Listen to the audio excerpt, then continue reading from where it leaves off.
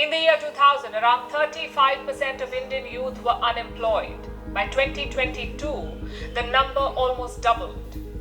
The ILO says about 65% of the youth in India are jobless. 65%. How did this happen? Ever feel like you're working hard, doing everything right, but still not moving forward? India's population You surged earn more, yet somehow things feel tighter. but jobs have not been You created. pay taxes, but the system doesn't seem built for you. In these 22 years from the You year try to 2000, save, but your money doesn't go as far as it used to. surged. That's not just bad luck, it's economics at work.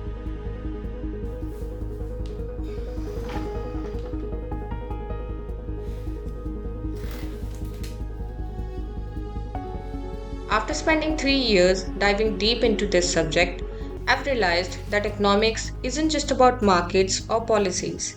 It's about understanding the invisible rules that shape our lives daily.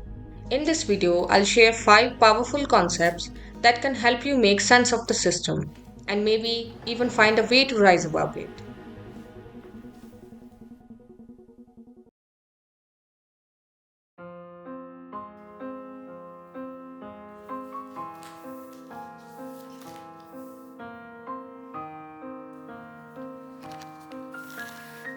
In economics, money is defined as a medium of exchange, a tool used to facilitate trade, store value, and measure worth.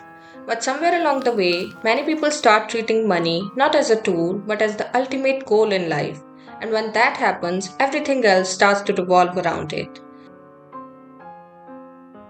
We accept jobs that drain us, stay in a toxic environments, neglect our health, miss out on precious moments with loved ones, and let go of our creative dreams, all for the sake of chasing a number in a bank account. But instead, a goal should sound more like this. I want to spend more time with my family. I want to create something meaningful that adds value to others' life. I want to bring a positive change to society. I want to grow, explore, and live life on my own terms. I want to protect my peace, stay healthy, and have the freedom to do what I love. To achieve these, money is still needed, but only as a means, not an end. Think of money as a medium of exchange for your peace of mind, your happiness, your freedom, and your purposeful living. Money was never invented to be the purpose of life. It was created to serve one. It was designed to help us exchange value, not to become the very thing we live for. So don't distort its meaning. Don't turn a tool into a destination. Use money wisely as a bridge to the life you want, not the life you lose yourself chasing. And when something doesn't make sense, go back to the basics.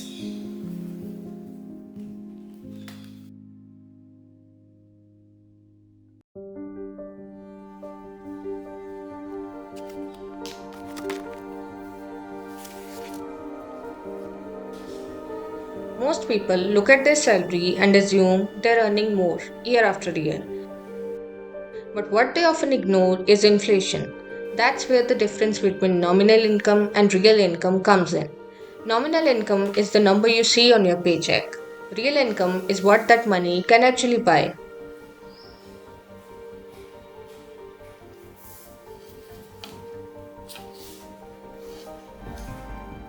If your salary increases by 5% but inflation rises by 6%, you're technically earning less, even though the number has gone up.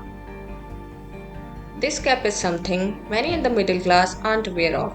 They celebrate promotions and pay hikes while quietly struggling with rising prices, shrinking savings, and lifestyle stress.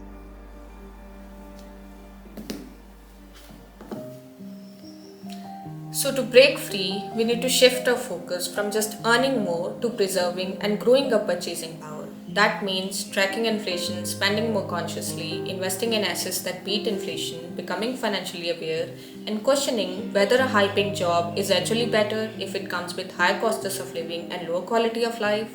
Awareness of real income isn't just an economic insight, it's a tool for reclaiming control over your life.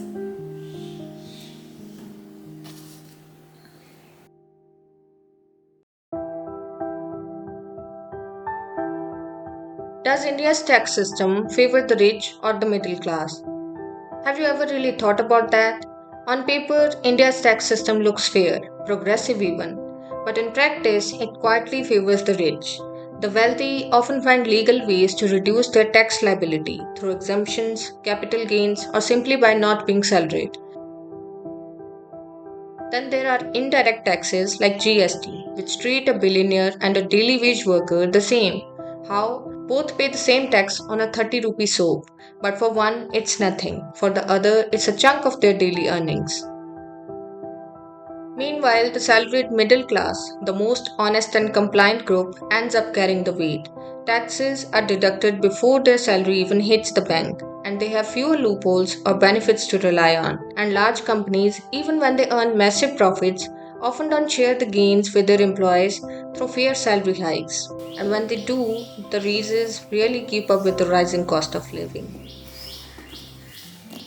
So, what can the middle class do? Shift from just saving to smart investing. Build multiple streams of income. Use the same tax saving tools the rich use. Learn high income skills. Live below your means but think beyond survival. Because the trap isn't just in the system, it's also in staying unaware. The system may not change overnight, but how you move within it, that can.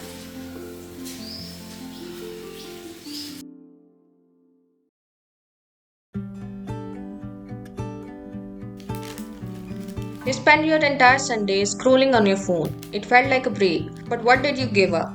Maybe a long, peaceful walk with your mother, that conversation you have been postponing, or that idea you have been wanting to explore but never found time for. Or you say yes to a high paying job that takes every ounce of your energy. What's the hidden cost?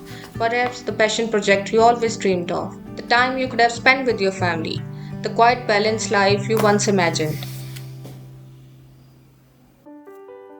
This is opportunity cost, the invisible price of every choice we make. In economics, it's defined as the value of the next best alternative you give up when you choose one option over another, and we face it every single day, whether we realize it or not.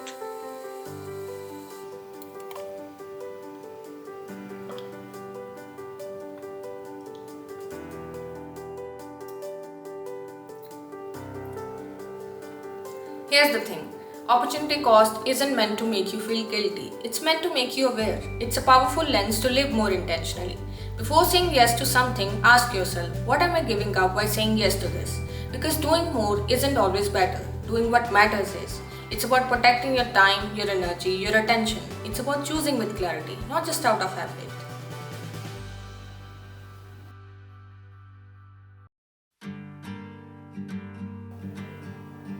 A farmer wakes up before dawn, not to serve society, but to feed his family.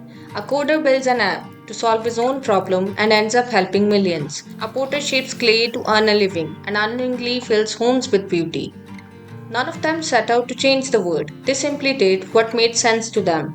But in a free and open market, that's the magic. People pursuing their own goals in their own way end up building value for others too. This quiet organic order, where the market aligns individual self interest with collective benefit, is what Adam Smith called the invisible hand, which says people acting in their own interest in a free and competitive market unintentionally help create order, efficiency, and value for society, as if guided by an invisible hand.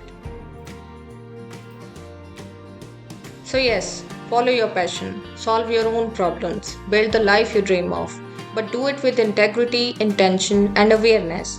Because when you rise in more ways than you realize, so does everyone else. And maybe that's the true purpose of freedom, not just to do what you want, but to become someone whose actions quietly shape a better world. So let your journey be rooted in meaning, so that even your smallest steps leave something valuable behind.